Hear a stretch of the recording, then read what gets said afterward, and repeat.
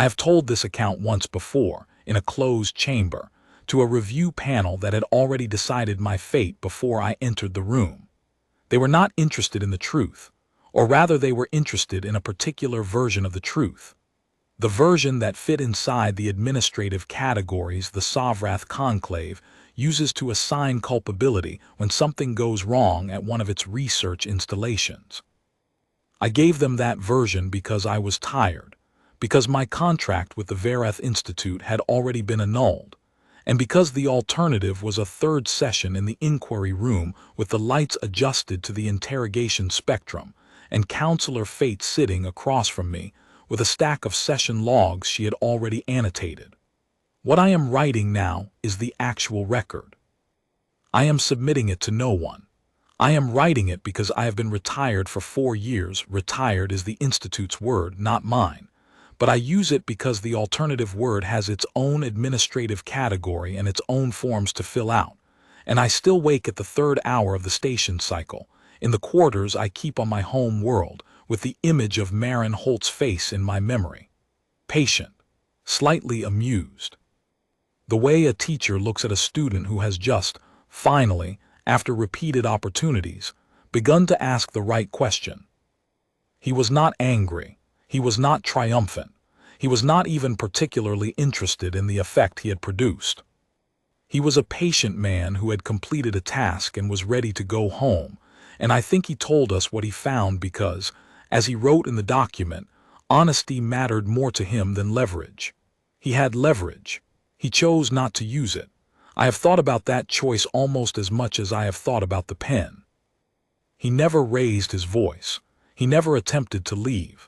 He did not damage any equipment, threaten any member of the research staff, or refuse any reasonable request. He did not access any classified data. He did not interfere with any station system. He did not attempt to contact any external party without our knowledge or consent. By every metric the Verath Institute had ever used to evaluate the cooperative status of a research subject, and we had been evaluating cooperative research subjects for 61 years across 11 separate species, Marin Holt was exemplary. He was, in the formal language of the Institute's intake classification system, a Category 1 voluntary participant, which meant he had agreed, in writing, in a document his species calls a contract, to remain at Verath Station for a period of no more than 30 standard days in exchange for guaranteed transit back to his point of origin upon conclusion of the study. He understood the terms. He signed them using a writing instrument he produced from a pocket in his outer jacket, in ink, in his own hand. Before he set the pen down, he asked one question: would there be food? We told him there would be food. We did not ask whether the food would be adequate. The Institute's catering system is comprehensive. We had hosted 11 species. We were not worried about dietary accommodation. That was the full extent of his conditions. I want to pause here and be precise about something, because the precision matters and the review panel was not interested in it. The Verath Institute was not a containment facility. We were not a prison. We were a behavioral research institution with the highest observational certification in the Conclave's academic registry, a 61-year operational history, and a publication record that the director called distinguished, which I would call accurate. Our subjects came to us voluntarily. They signed agreements. They stayed for agreed periods and they went home afterward. The purpose of the study was observation. We watched, we measured, we documented, we published. The subjects went about their time at Verath Station in a way that was natural and comfortable for them, and the data we collected from that natural and comfortable presence was the data we used to build the Conclave's understanding of the behavioral baselines of the species we hosted. For 61 years, this model had worked without incident. For 61 years, we had been the ones doing the observing. I was, at the time of the Holt study, the Warden Scholar, a title the Institute has since retired, along with most of the other legacy designations from the pre-incident period. The current equivalent is Senior Observational Coordinator, which is a more accurate description of the role, and carries fewer of the connotations that the word warden introduced into the relationship between the study team and the subject. I did not feel at the time that warden was an inappropriate description. I had been a warden scholar for 9 years. I was good at the work. The work was about building and maintaining the relationship with the subject that kept the subject cooperative and the data clean, and I had never had a subject who was not cooperative, and I had never collected data that was not clean. My team on the Holt study consisted of 4 specialists. Pruva Chile, our behavioral analyst, whose primary expertise was microexpression mapping across carbon-based species. She had developed her own classification system for the 17 distinct facial muscle groupings that appear across the species we had hosted, and she could read emotional states from biometric video feed the way a diagnostician reads a scan. Sethana Ver, our physiological monitor, who tracked the full suite of biometric outputs: sleep architecture, core temperature curves, heart rate variability, neural frequency baseline, respiration pattern, hormonal analog cycling. Daryl Min, our environmental engineer who managed the hardware in the Habitat module, ran equipment checks, adjusted the environmental parameters, light spectrum, atmospheric composition, temperature, acoustic damping, to maintain what our protocol called subject comfort conditions, and who fixed everything that broke, which on a station as old as Verath was not an infrequent task. And Counselor Fate, the institute director, who was technically not a member of the study team, but who had taken an unusual and personal interest in the Holt project from its inception. Fate's interest was strategic. Humans had become a subject of growing attention in the conclave over the preceding decade, not because of any particular military or diplomatic event, but because of a growing body of anecdotal reports from commercial and exploratory contacts that suggested the species was harder to categorize than its apparent physical profile indicated. The conclave's initial xenobiological assessment of humans, conducted without direct contact, from observational and documentary sources only, had produced a profile that was, to put it simply, unremarkable. Medium-range carbon-based bipeds. No natural armor, no extraordinary physical strength by galactic standards, no remarkable sensory acuity, a social species with demonstrated intelligence and tool use and a history of intraspecific violence. Not uniquely dangerous, not uniquely cooperative, a species in the middle of the distribution on almost every dimension the conclave measured. Fate wanted to know whether that profile was accurate. She had a suspicion. She did not articulate it in those terms, but it was visible in the questions she asked, and the particular attention she paid to the intake documentation, that it was not. That the profile the conclave had built was a silhouette of a shape it had not yet seen clearly. 5 of us then, 1 of him. This felt like a comfortable ratio. Marin Holt was 38 years old by his species reckoning at the time of the study. Male, medium height and build, which was consistent with the xenobiological profile and therefore unremarkable. He had brown hair going gray at the temples, cut short in the utilitarian way of someone who does not spend time on appearance, and eyes that sat in the warm-to-cool transition of the human color spectrum. The shade catalogued in our reference system as hazel, which humans apparently regard as an entirely unremarkable eye color, the visual equivalent of neutral. This was incorrect. On our instruments, hazel registers as a perceptual antenna pointed in several directions simultaneously, a wide-aperture reading that captures peripheral information and holds it alongside central focus data without apparent effort. I noted this on day 1 and filed it as a species-typical physiological characteristic. I did not look at it again until day 48. He had been a cargo pilot for 11 years, working freight routes in the mid-range transit corridors near the human sphere of operation. Before that, military service, a period of approximately 4 years that is intake documentation listed without elaboration, and that none of us asked about in any detail, Because the behavioral baseline study was focused on current state behavioral patterns in a novel environment, and because the working assumption of our intake framework was that prior history matters primarily as it affects current state behavior, and current state behavior was what we were measuring. The specific nature of the military training, the specific institutions he had moved through, the specific operational skills those institutions had developed in him, these were in the background file. The background file was thorough. We used it at intake and then largely set it aside in favor of the real-time data the observation system was collecting. The first week proceeded exactly as the intake protocol anticipated it would. Every novel environment subject follows a predictable early pattern. They orient. They move through the available space. They identify its boundaries. They establish exits, or in the case of a closed environment like a research station, the positions of potential exits. They learn the rhythms of the environment, when lights change, when meals arrive, when staff are present, when the space is quiet. They find their comfort position within the space, the spot they return to, the corner of the table they prefer, the particular route through a corridor that feels, for reasons that are often deeply non-rational, like their route. Every species does this. The specific behavioral markers vary. The underlying process is universal. We cataloged it in every subject.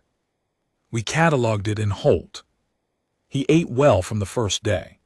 The catering system produced food profiles based on his dietary intake documentation and adjusted over the first week as his actual consumption patterns diverged slightly from the profile. He preferred caloric density over variety. He ate at regular intervals, which was consistent with the military background. Regimented intake timing is a common behavioral residue of institutional service across species. He slept in the appropriate cycle for his biology, adjusting to the station's light schedule without apparent difficulty within 2 days, which was faster than our previous human data predicted, but not outside the range of individual variation. On day 3, he asked for paper and something to write with. He said he kept notes, that it was a habit, that writing by hand helped him think. This was the pen. This was the pen he had produced at intake to sign his contract, the pen that had come with him from wherever he had been before Varath Station, and which he now wanted additional use of. We provided the paper. We provided an additional writing instrument as well, in case the first was low on its fluid compound. He thanked us with what his species calls a smile, an upward curve of the facial musculature that human behavioral literature classifies as a social signal of goodwill, of non-threat, of positive engagement. Pruvichale flagged the smile in her Day 3 session notes as calibrated. I asked her what she meant. She said it was the kind of expression that manages a room rather than reflects an internal state. I wrote this down. I did not think about it for several weeks. On day 4, he began his walking habit, 40 minutes per day in the habitat corridor, which is a long straight space that loops around the inner circumference of the habitat ring. He walked at a moderate pace, and he did not, so far as the observation logs recorded, do anything unusual during the walks. He walked. He looked at things in the way that a person looks at things while walking, the absent peripheral attention of moderate exercise. Nothing remarkable. Pruvichale noted on day 5 that the walking route was not random. He was not varying it, not exploring the full width of the corridor, not testing its acoustic properties in an obvious way. He was walking the same path, at the same pace in the same direction, and the path traced every access panel on the corridor's inner wall. One pass, one panel, moving on. By day 5 he had covered approximately 30% of the corridor's total panel array. She flagged this as a species-typical environmental orientation behavior, consistent with the early phase pattern, likely to diminish as orientation completed. She logged it at standard priority. I do not fault her for that classification. It was the correct classification given the framework we were using. Environmental orientation behavior is expected in the first week. The specific manifestation varies by species. Some species mark surfaces. Some species vocalize at walls to test acoustic return. Some species perform complex territorial establishment ritual that our previous research had documented exhaustively. Walking past access panels was, within that context, a relatively minor expression of orientation behavior. You would have to already know what he was doing to understand what he was doing. On day 9, he asked to speak with me directly, face to face, rather than through the session interface. The interface is the standard communication medium for our subject-to-team interactions, a terminal in the Habitat module on his side, a transcript feed and audio channel on ours. It is tidy. It maintains protocol distance. Direct conversation introduces variables. I checked with Counselor Fate, who said the request was within Category 1 parameters. It technically was, as the protocol guidelines allow direct contact at the Warden Scholar's discretion for subjects demonstrating cooperative behavior, and that direct interaction often produces richer data, which it also technically does. So I went down. He was at the secondary table, not the primary observation table at the center of the module, but the secondary table against the interior wall, the one positioned in the 7-degree blind arc of the secondary corridor camera. He had rearranged the items on the shelf unit beside that table, not damagingly. He had simply reorganized them. The informational placards to one side, the small decorative object Counselor Fate had insisted on including to make the module look hospitable to the center of the middle shelf, and the environmental monitoring nodes, which Daryl Min had placed on the shelf, because the Habitat monitoring system required coverage of that area, and Min had positioned them to look like standard furniture items, to the back row, where they were partially obscured by the decorative object. I noted this. I cataloged it as subject personalization behavior, which is normal. Subjects rearrange the items in their immediate environment. It makes them feel that the space is theirs. We do not interfere with this unless it compromises the monitoring infrastructure, and the nodes were still functional in their repositioned location. He asked me whether the station had a garden. I told him we had an atmospheric cultivation unit on the upper ring, a biological filtration space, not designed for leisure use but available for supervised visits. He said that would be very pleasant. He would enjoy that. And then, in the same conversational register, without any change in pace or tone, he asked whether the upper ring was where the transit control systems were located, because he had noticed a signal harmonic in the upper portion of the Habitat module corridor that felt like docking system frequency bleed, and he had been curious about what was directly above. I told him that yes, the transit control hub was on the upper ring. He nodded and said that made sense, that he had spent enough time around docking systems to recognize the frequency signature. He said this the way you say that you have spent enough time in agricultural environments to recognize the smell of certain soils, as a simple statement of prior exposure, entirely unremarkable. I made a note. Subject has prior exposure to transit frequency acoustics, incidental environmental observation, routine. I arranged the garden visit. The atmospheric cultivation unit is not a garden in any aesthetic sense. It is a large, humid, utilitarian space occupying 3 sectors of the upper ring's outer curve. It smells of biological filtration compounds and the specific warm-wet odor of forced growth plant matter. The lighting is calibrated for the growth spectrum of the cultivated species, which means it sits in the yellow-green range and is not particularly comfortable for any species that did not evolve under that star type. The floor is a porous composite designed for drainage. The walls are exposed infrastructure, ventilation trunks, pipe runs, cable conduit. He walked through it slowly. He touched the plant matter with the same light investigative contact he had used on the Habitat corridor access panels, not searching for anything in particular, apparently just making physical contact, establishing texture, temperature, moisture level. He looked upward at the ventilation architecture.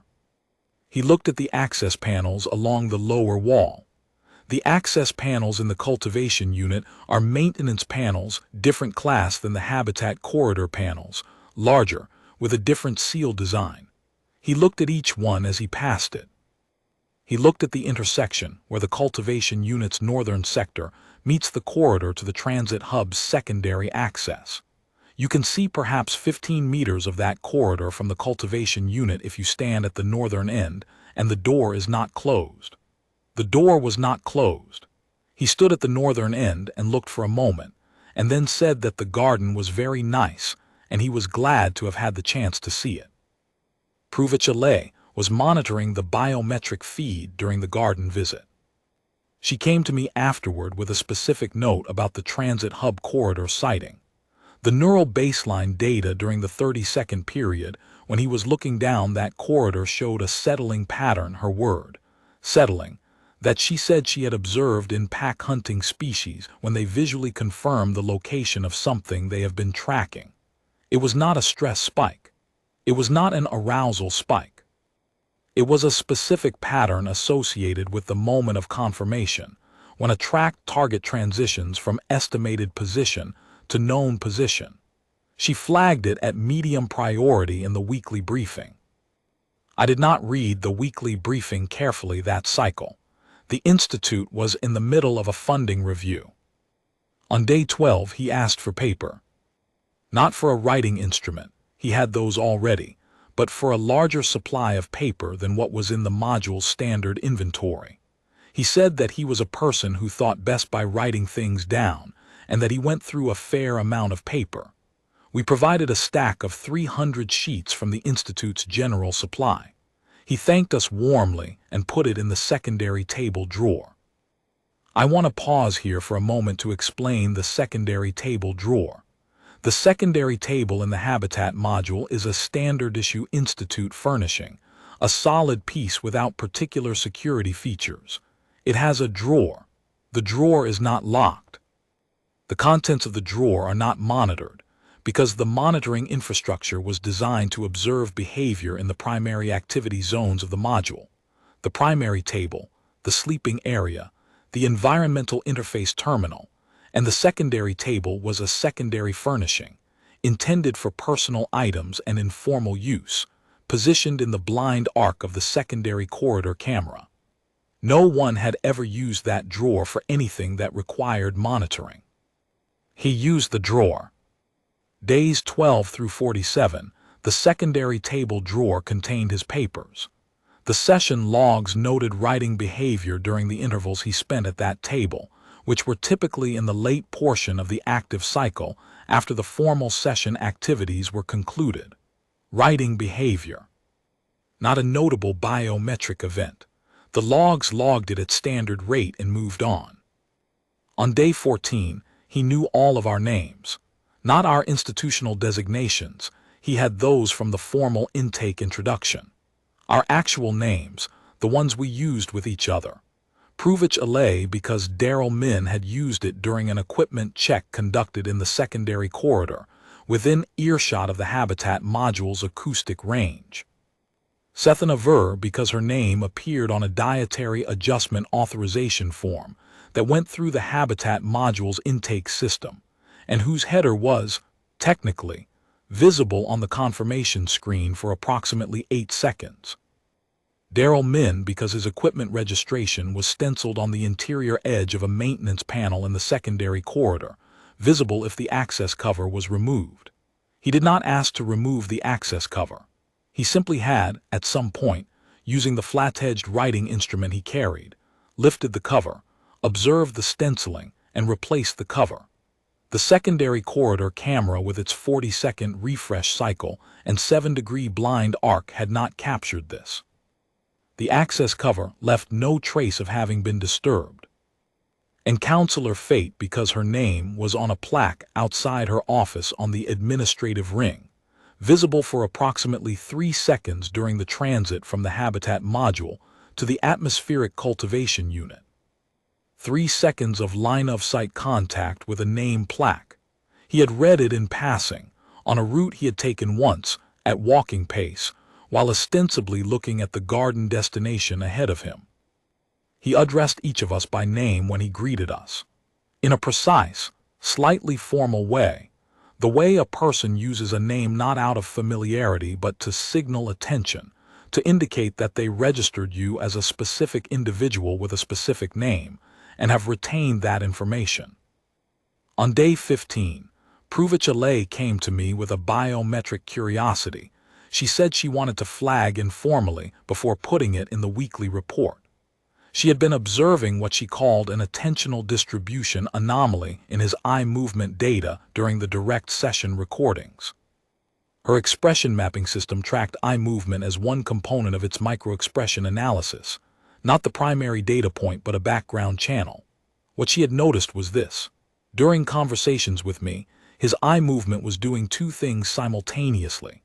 The primary track followed the expected social pattern: periodic eye contact, brief breaks, return to contact, which is the normal conversational engagement pattern we had documented for human subjects in prior studies. The secondary track was what she could not classify.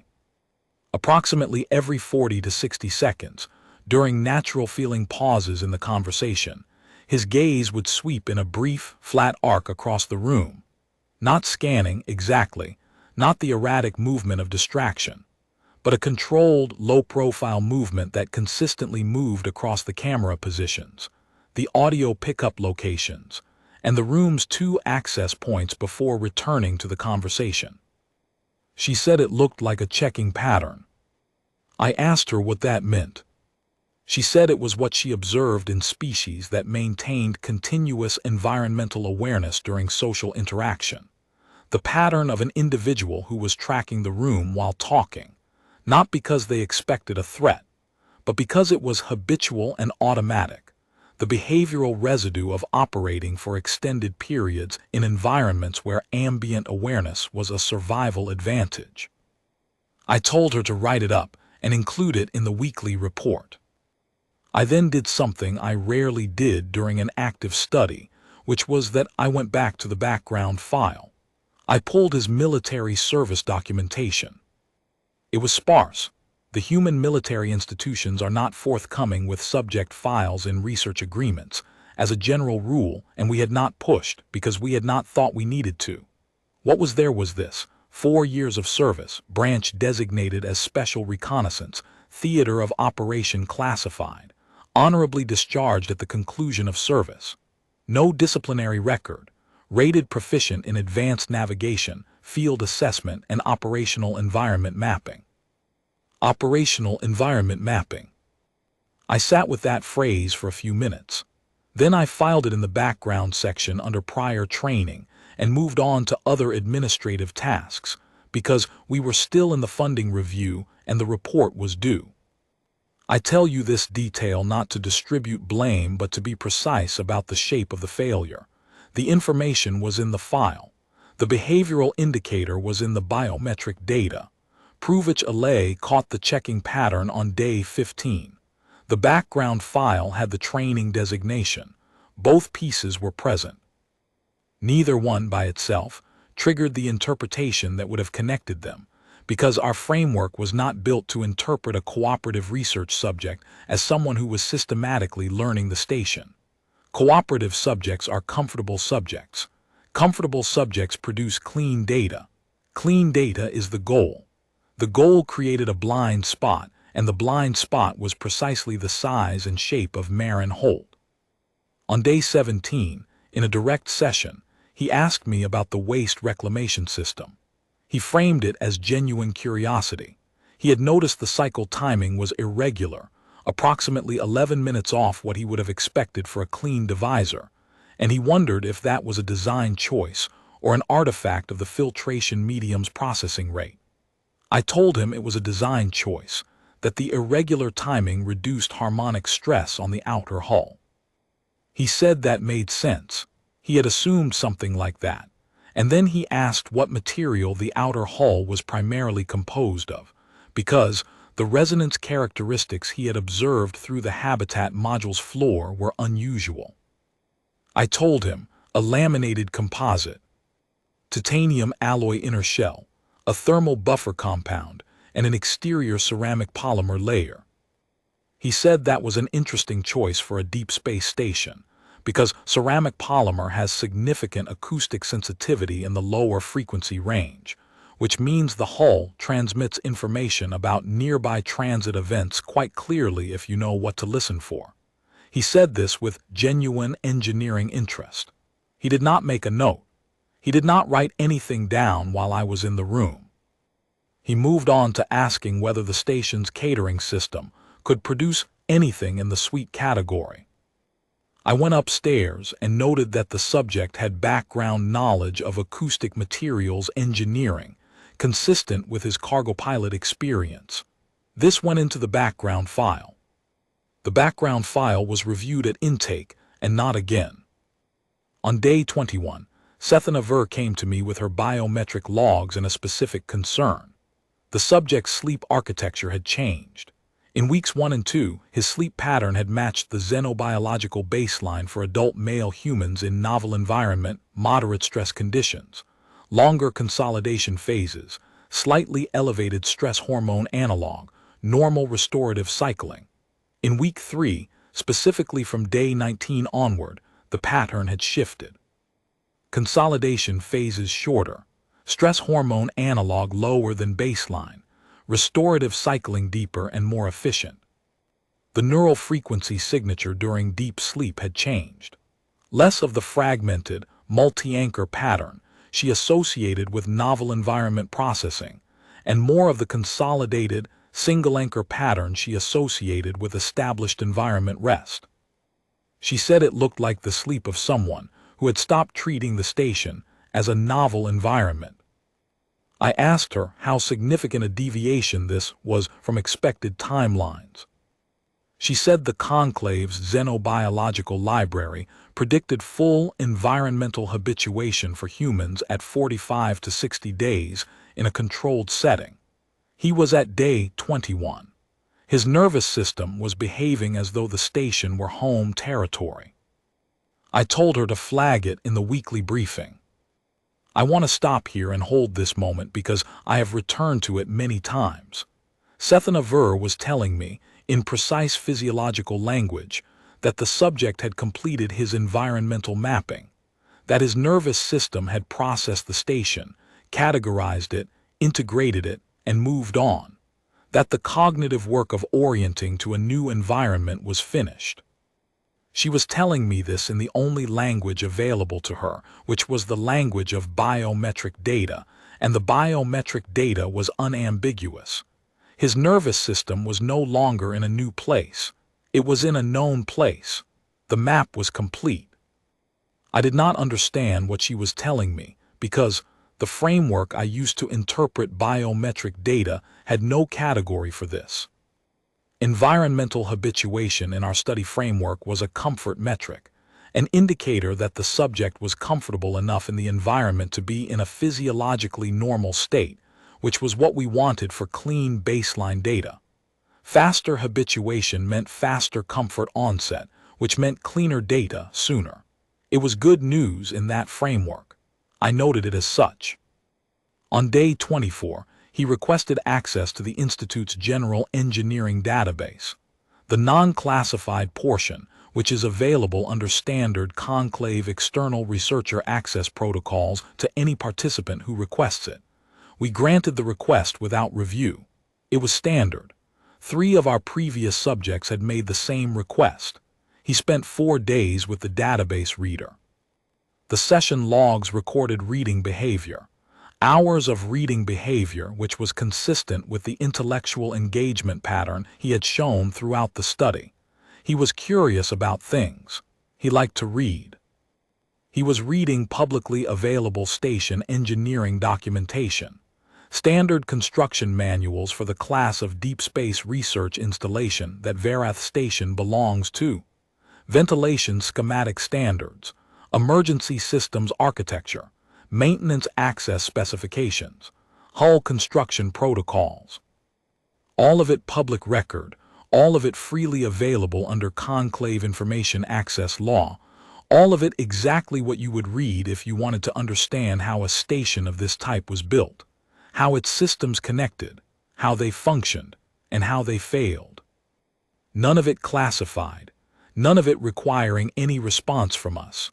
One of our own researchers, sitting at the same terminal, reading the same documents, would have attracted no attention at all. On day 28, in a direct session, he asked whether the station experienced significant transit traffic in the current operating cycle. He said he was wondering what the docking experience would be like for his trip home. In his cargo experience, busy corridors made for interesting arrivals and quiet ones made for tedious ones. I told him traffic was moderate at present. He said that was probably just as well. He said it with a calibrated smile.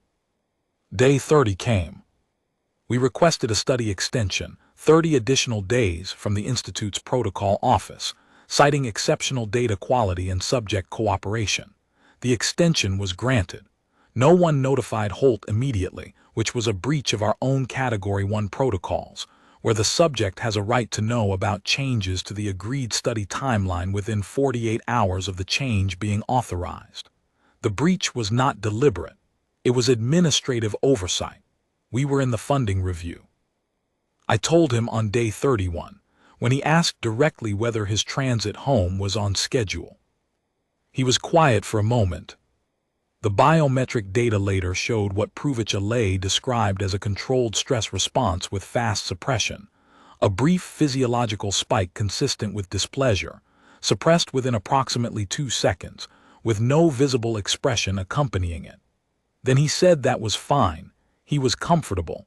He had been curious about a few additional things anyway. He asked whether there was a preference for where he took his daily walks. I told him the habitat corridor was available as before, and that garden visits could continue to be arranged. He said that was very kind. He thanked me. He went back to his table. I have no way to prove this, but I believe it with considerable confidence, that the study extension was the inflection point.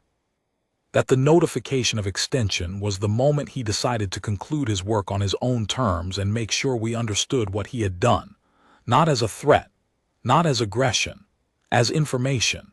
He had been operating at partial capacity, gathering, noting, building, and the extension told him that the conversation he had understood as nearly complete was going to continue without his consent. He would end it himself. He would do it cleanly, and he would do it in a way that left no ambiguity about what had occurred. In the 16 days between day 31 and day 47, the session logs show no change in his behavior. The writing continued. The walks continued. The direct sessions continued, on a frequency that had settled to 3 per week. He asked 4 more questions in those 16 days. The cycle interval for the docking bay's atmospheric equalization system, the security scan range of the lower cargo ring's automated monitoring array, the specific alloy composition of the access panel covers in the upper ring, and whether the Institute employed any researchers whose background included structural engineering rather than behavioral science. I answered the first 3. I deflected the 4th by saying the Institute's research team was interdisciplinary, which is true in a general sense. Day 47, he requested a direct session. This was not unusual. I came down. He was at the primary observation table, not the secondary table, the primary one, in front of the observation lens, in the center of the module. This was notable only because he typically chose the secondary table for our direct sessions. I registered it briefly, and then moved past it because there are not always reasons for subjects to change which table they prefer, and it was better placement for the observation record. He had a sheaf of papers in front of him, stacked neatly, face down. He waited until I was seated, and then he turned the stack face up and slid it across the table to me. The first page was a schematic, hand-drawn in precise, economical line notation, the line style of someone who has spent years making technical diagrams in the field, where clarity and efficiency matter more than elegance. It showed the upper ring of Verath Station in plan view, not approximate, accurate. The transit control hub was marked, with the correct position relative to the ring's access junctions. The primary docking corridor was marked. The secondary access route, not the visitor route, the maintenance corridor that runs through the ventilation infrastructure, the one that does not appear on the visitor orientation maps, was marked with its entry point, its exit point, and a notation. Accessible via upper cultivation sector ventilation trunk, inner diameter consistent with single adult human passage, entry grill modification required. The emergency transit code terminal was marked with a small arrow and a notation. Probable location, east wall of transit hub, panel 3 from main entrance. Harmonic signature consistent with high security access hardware. Confirm. He had been off on the specific panel count. The terminal was behind the 4th panel, not the 3rd. In every other respect the marking was correct. The second page was a staff rotation schedule, not an estimate. A schedule reconstructed from observable data, footstep timing in the upper ring corridor, maintenance pass cadence, shift change announcement tone intervals, meal delivery cycles. Correct to within 15 minutes for every rotation interval, as I verified by pulling the actual schedule against his reconstruction. 15 minutes of error, for a schedule he had derived from sound propagation and meal delivery, timing through a habitat module floor. The third page was a structural analysis. Load-bearing wall positions, marked on a planned schematic of the habitat ring. Emergency bulkhead locations. The ventilation shaft that connects the habitat ring to the upper ring, the one that is wide enough, he had noted, for an adult human of his build to pass through horizontally, using a technique he described in a brief annotation as compression transit, which he noted was a standard cargo bay maneuver for navigating tight equipment corridors. The access grill for the shaft entry was marked. The tool required to modify the grill, a flat implement of 8 to 10 millimeters width and 25 to 30 centimeters length, consistent with the writing instrument he had been issued on day 3 and had carried in his jacket since arrival. He had tested the grill modification. There was a small notation, confirmed functional, grill replaced. The writing instrument, the pen. The pen that had come with him from wherever he had been before Verath Station. The pen he had signed his contract with. The 4th page was a map of the monitoring infrastructure in the habitat module. Camera positions, audio pickup positions, the dead zone, the 7-degree blind arc of the secondary corridor camera, the 40-second refresh cycle, a timeline notation, writing activities and grill modification test conducted within dead zone and refresh window intervals. The environmental monitoring nodes, the ones Daryl Min had placed on the secondary table's shelf unit, the ones Holt had repositioned to the back row on day 9, were marked with a symbol he used for compromised sensors. The reposition had degraded the audio pickup quality for the secondary table area by approximately 30%. He had known what the nodes were. He had known on day 9. The 5th page was a summary, written in the same careful block printing as everything else. It read, "I have been at your station for 47 days. I want to tell you what I have learned about it, because I think it is important that you understand what a research subject in a controlled environment is capable of learning simply by being present and paying attention. I have mapped your station's upper ring access systems. I have reconstructed your staff rotation schedule. I have identified the maintenance access route from the habitat ring to the upper ring and confirmed its transit feasibility. I have located what I believe to be the emergency transit code terminal within one panel of its actual position. I have identified the monitoring infrastructure in my module and conducted my writing work within its coverage gaps. I have not done any of this to escape, and I have not used any of it to access any system without authorization, and I do not intend to. The agreement was 30 days and I have honored it, and I understand that you have extended it, and I am prepared to honor the extension as well. I would like to go home when the extension concludes. I would also like you to know that I could have left at any point in the preceding 30 days. I am telling you this because I think you should know it, not as a threat, as information. I believe your research is conducted with good intentions and I have genuinely appreciated the hospitality. But if you are studying humans, I think this is the most important thing to understand about us. We learn the room, whatever room we are in. We learn it thoroughly and we learn it quickly and we learn it without necessarily appearing to be learning it. I am not unique in this. I am a cargo pilot with military background. There are humans in your data systems who would have done this faster and with greater precision. There are humans who would have simply left. I am telling you what I found because honesty matters more to me than leverage, and because the agreement between us deserves to be honored in both directions. I hope the study has been useful. I remain happy to discuss any of my findings with your research team. I continue to find the food adequate. He had signed it with his full name in his own script, printed clearly below the last line. I sat at that table for 1 minute and 43 seconds without speaking. I know the precise interval because the observation log captured it and the review panel made specific note of it, as though my silence were evidence of something. I was not processing a decision. I was not managing a response. I was simply reading the document and rereading it, and following the chain of references backward through 47 days of session logs to all the places where the data had been present and legible, and I had not read it. The question about the signal harmonic, day 9. The transit hub corridor, visible from the garden on day 11. The equipment stencil on the interior panel edge. The shelf unit reorganization on day 9, with the monitoring nodes repositioned.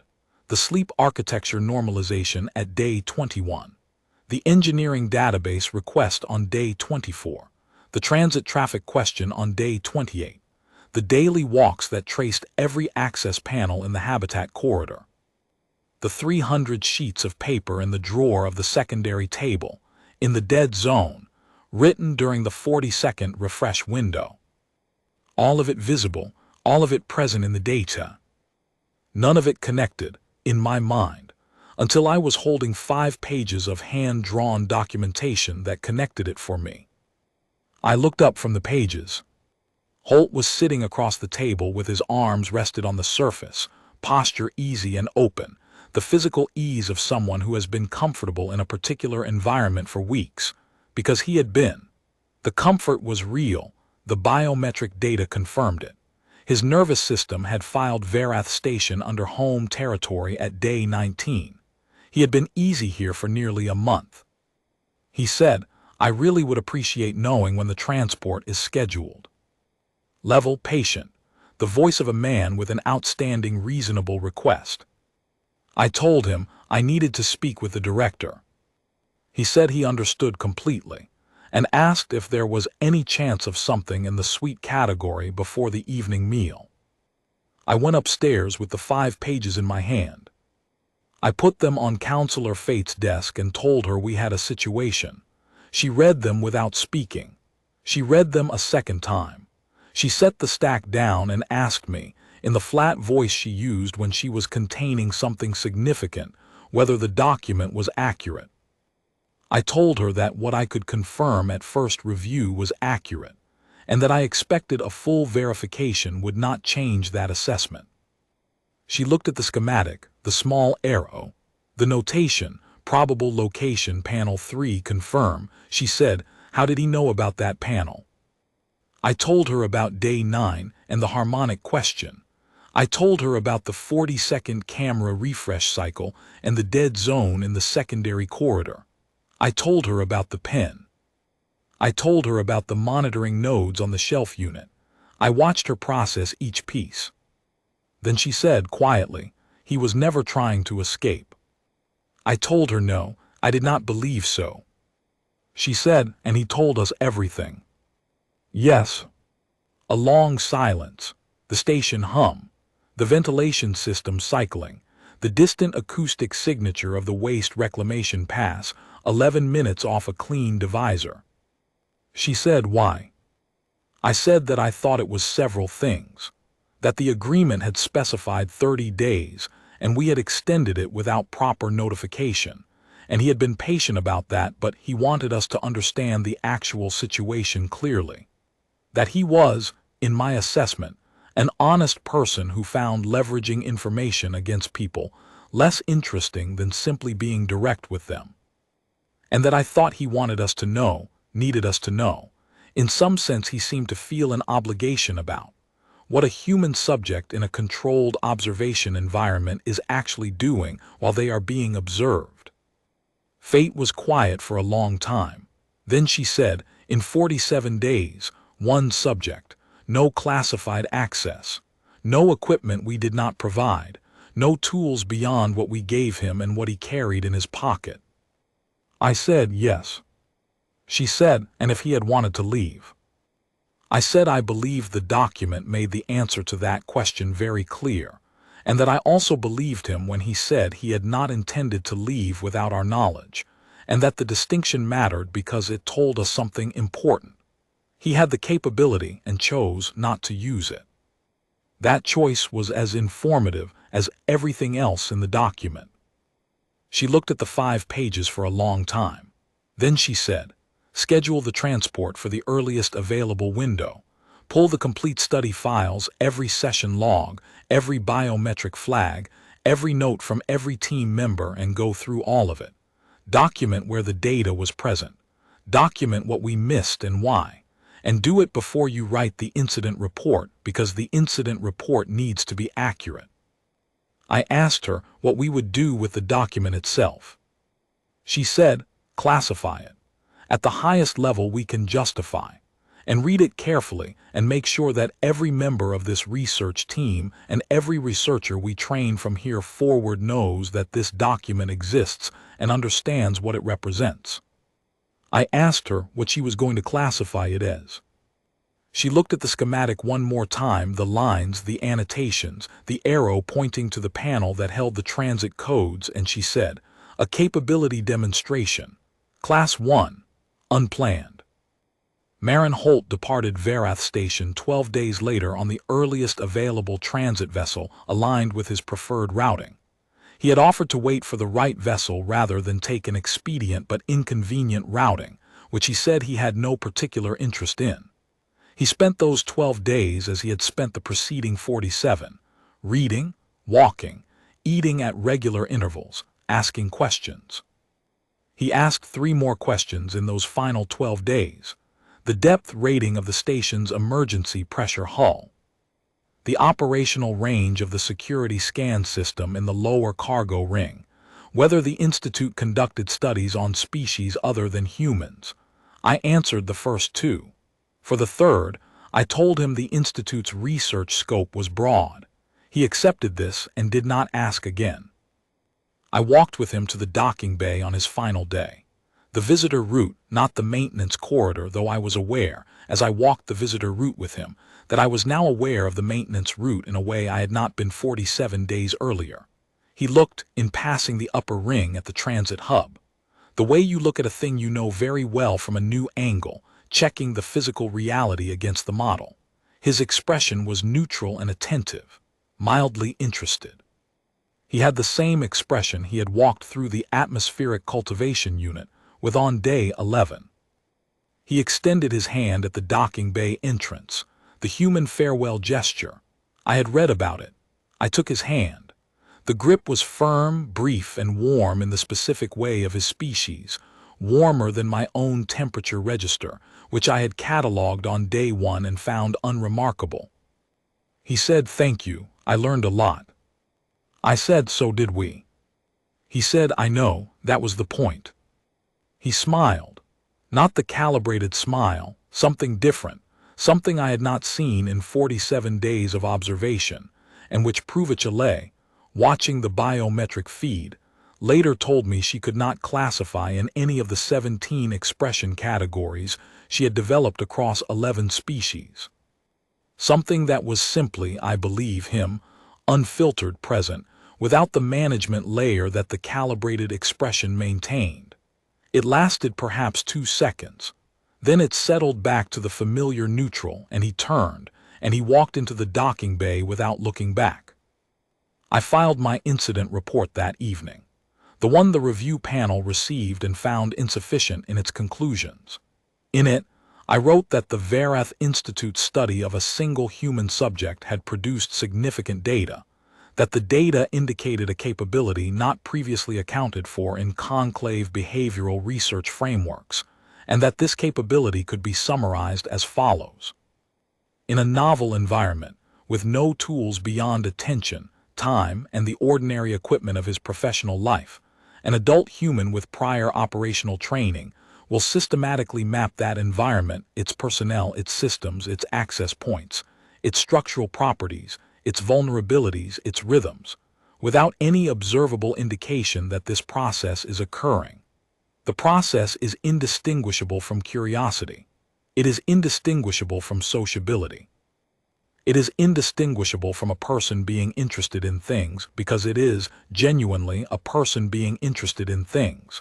The interest is real. The mapping is real. Both are happening simultaneously, and neither can be screened out because they are not separate processes. They are the same process. The curiosity is the mapping. The review panel thanked me for my report and informed me that several observational protocols would be revised.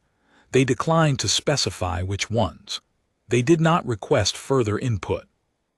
I have been retired for 4 years. I think about the pen. Not because the pen was the mechanism, it was a tool, and if he had not had it, he would have found another. I think about the pen because of what it means that he had it at all. He produced it at intake, from a jacket pocket, before he knew what Verath Station looked like, before he knew the access panel grill dimensions, before he knew the camera refresh cycle, before he knew the ventilation shaft diameter. He had the pen because he was the kind of person who always had a pen, who had spent years in environments where conditions shift and systems drift, and you cannot always rely on digital records, where you need to note things, track things, maintain situational awareness across systems that are not always reliable or comprehensive. The pen was not a plan. The pen was a habit. It was part of him the way his eyes were part of him. The way the habit of listening for frequency harmonics in transit systems was part of him. The way the specific kind of attention that finds the name stenciled on the interior edge of an access panel. The attention that is simply, constitutively, always on, was part of him. You cannot revise that away with a protocol. You cannot screen for it at intake, because it presents identically to cooperation and sociability and intellectual engagement, which are things you want. You cannot suppress it by reducing classified access, because it does not run on classified information. It runs on the things you cannot classify because they are too ordinary to seem like information.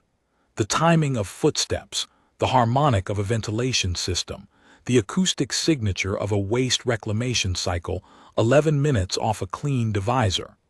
The things that are everywhere always, for anyone with the habit of noticing them. This is the thing the revised protocols will not address, because you cannot write a protocol that accounts for an organism whose observational mode is simply its resting state. The conclave's xenobiological assessments are built around the question of what a species does when it is being dangerous, what it does when it intends harm, when it is under stress, when it has been provoked. The frameworks ask, how does this species act when it is acting? They do not ask, what is this species doing when it is doing nothing in particular, when it is sitting quietly in a room, when it is on a daily walk, when it is reading, when it is eating, when it is simply present in a space and apparently unremarkable? The answer in the human case is this: it is learning the room, completely, continuously, without any intent that would register on a behavioral scan as anything other than normal resting state activity. The intent is not separate from the attention. The learning is not separate from the presence. A human in a room is a human mapping a room. The mapping does not require a decision to begin. It does not require a decision to continue. It does not require an agenda. It requires only the particular quality of attention that his species developed over whatever long period of evolutionary history produced it. The attention that notices what is behind you when you are not looking, that registers the door that opened 2 corridors away, that counts the intervals between footsteps and reconstructs a schedule from them. The attention that is always on, even when, especially when, nothing appears to be happening. The conclave categorized humans as medium range, medium capability, unremarkable. The assessment is built on the silhouette. The silhouette does not show what the eyes are doing. He was not unique. He said this himself in the document, and I believe him. He was a cargo pilot with military background, competent, experienced, attentive in the ways his work required. There are humans who would have done what he did faster, with greater precision, with more comprehensive conclusions. There are humans who would have simply left on day 30, or day 21, or day 12, and the next transport vessel that docked would have found the monitoring nodes repositioned, and the grill screws slightly rounded at the edges and no other trace. He stayed. He told us what he found. He told us because honesty, as he wrote, mattered more to him than leverage. I filed the document before classification. The copy is in a folder I keep on my home world, along with Sethana Ver's biometric logs from days 19 through 21, and Pruvich Alay's day 3 session note with the word calibrated circled in her notation style. One error in the entire document. The emergency pressure hull's depth rating. He estimated 1,200 atmospheres. The actual rating is 1,400. A 14% error, derived from acoustic resonance propagation through a composite floor, without instruments, over the course of a single 2-hour session on day 24 when the engineering database described the construction standard for that hull class. 1,400. He was at 1,200. He was close. He was very, very close.